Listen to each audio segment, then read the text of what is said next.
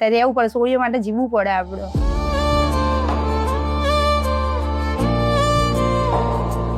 મારા ભાઈને શું થયું હતું? કેન્સર હતું. બહુ દવા કરાવી. કેટલો ખર્ચો કર્યો છે? ખર્ચો તો ઘણો કર્યો, 4-5 લાખ જેવો ખર્ચો કરે દેવા કરી. અવસાન થયું અને કેટલો સમય થયો? 5 વર્ષ પૂરા થઈ ગયા, 9મા મહિના. પેલા કરતી છો એ હતા તો સારું હતું. એ તો જેના માંથી આવે ને એને ખબર પડે.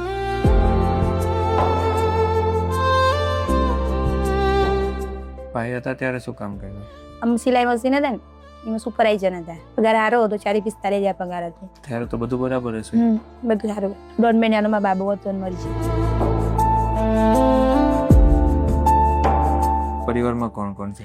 3 દીકરીઓ અને 1 બાબો. મારે સાસુ સસરા? સાસુ નહીં, સસરા એ બધા ભાડે રહે. અમે અલગ રહીએ.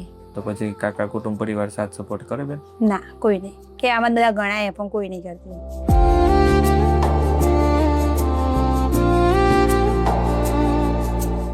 પછી અત્યારે ઘર કઈ રીતે ચલાવો છો? હું સીવવાનું કરું. મશીન પોતાનું છે? ના, સીવા વાળા આપ્યું. આ ઘરવાળા કરતા હતા ને એમની ઓળખાણથી મને આપ્યું. નાના છોકરા હું છો ફેક્ટરીમાં. કેટલી આવક થઈ રહી અત્યારે મહિને? થાય 5-6 હજાર. જેવું કામ કરીએ એવું થાય. પૂરું તો કઈ થતું નહીં પણ ચલાવવું પડે.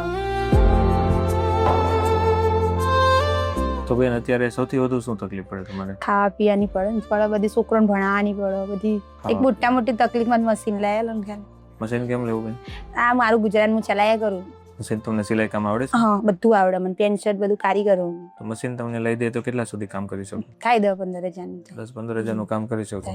તો અત્યારે તો સૌથી વધુ તમારે અનાજ કરિયાણાની હા, તકલીફ એ છે. સૌથી પહેલી તમારા માટે અનાજ કરિયાણાની વ્યવસ્થા કરી, બરાબર? પરિવારને જે પણ જરૂરિયાત હતી એ પ્રમાણેની અનાજ કરિયાણાની વ્યવસ્થા કરી દીધી છે અને આજે આ અનાજ કરિયાણું એમના સુધી પહોંચાડ્યું છે. આજની આ ખાસ કીટ માટે આપણને USA અમેરિકાથી રામ ભરોસે સહયોગ પ્રાપ્ત થયો છે. તો જે પણ દાતાએ મદદ કરી છે એમનો ખૂબ ખૂબ આભાર. Thank you so much.